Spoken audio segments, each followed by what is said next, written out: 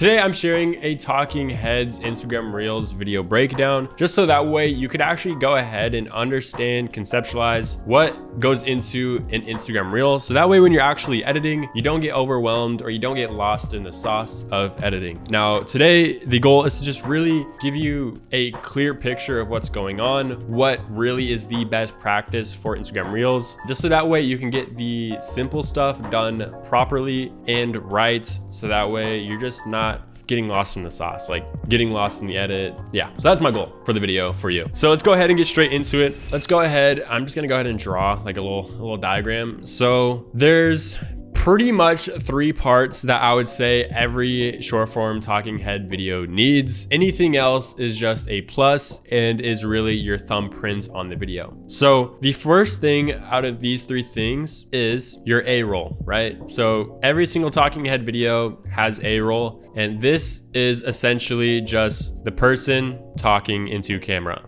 right? So it's literally what I'm doing right now. What you're seeing on the face cam, this is my A-roll.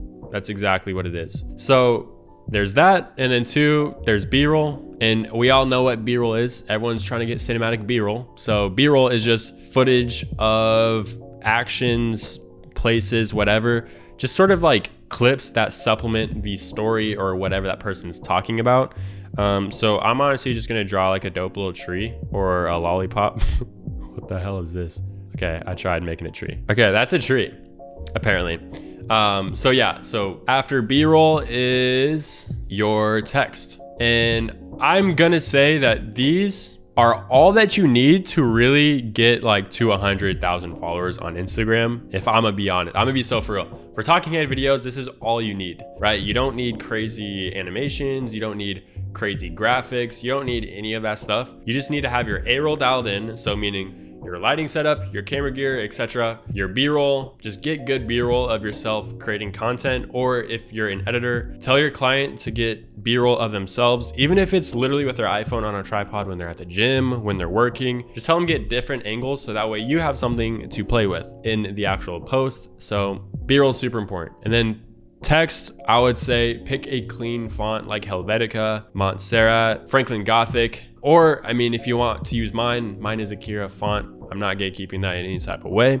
So go ahead, check that out. So with that in mind, oh, sorry, I lied. There is a 4th thing actually. There's sound effects plus music, right? So this is pretty important too, but it's not really that crazy important because you could just do this inside of Instagram, like at the last step. So that's super, super easy. So now that you know like the sort of core things for the video, let's go ahead and like give you a breakdown of how I would actually like edit a piece of short form content. So this is going to be your A-roll, right? This is horrible, but this is supposed to be just like the video layer inside of DaVinci, Premiere Pro. Me specifically, it's going to be Premiere Pro, just how it works. So that's going to be your A-roll, right? And then we're going to go use blue for the text. And I believe the text should be pretty much everywhere on the screen, word for word, exactly what the person's saying. So that's going to be your text. And then when you go ahead and edit your like sort of video, you have all the text, you have all the B-roll, or you have all the text, you have all the A-roll. Now it is time to just really fill like the boring spaces. Let's say this part was like boring right here. So go ahead, find B-roll for that. Say you got another boring part, then maybe he's talking about something that you have B-roll of, or you're talking about something that you have B-roll of. This is going to be your B-roll, right?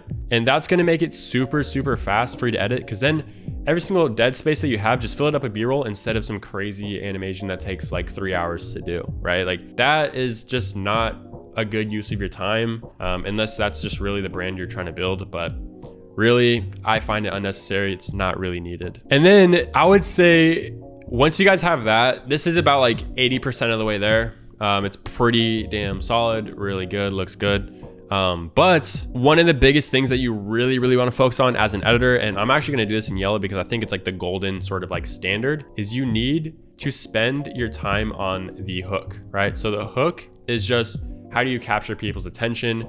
You could do that via scripting, which I would highly recommend you do via scripting, because then you don't have to overcompensate in the edit. But if the scripting is kind of iffy, then this is where you kind of need to go crazy on the hook with the editing. And when I say crazy, I don't mean like Houston Cold type of edits or like 3D type of edits. I just mean like something that's genuinely going to catch someone's attention, whether that's text, an image, video, whatever it is, good B-roll. You need to really spend probably, I would say 80% of your time here. The rest is just, this is just 20% of your time, because you could do this like super quick.